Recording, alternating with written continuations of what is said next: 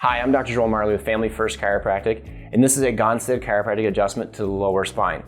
This is after we do a complete and thorough examination of the spine, determining the cause and which direction the bone needs to be moved. So, a Gonstead chiropractic adjustment is specific, it is precise, and it is accurate to the problem area called subluxation, and it looks like this. Perfect.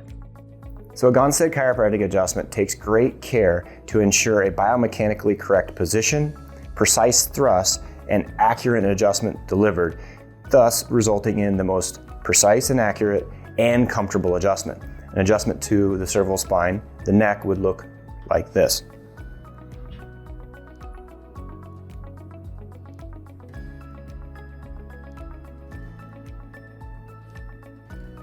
Perfect.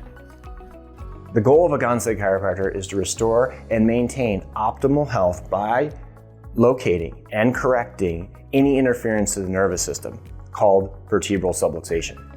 Now, this is what a thoracic or back adjustment would look like in the Gonstead chiropractic system on the knee-chest table.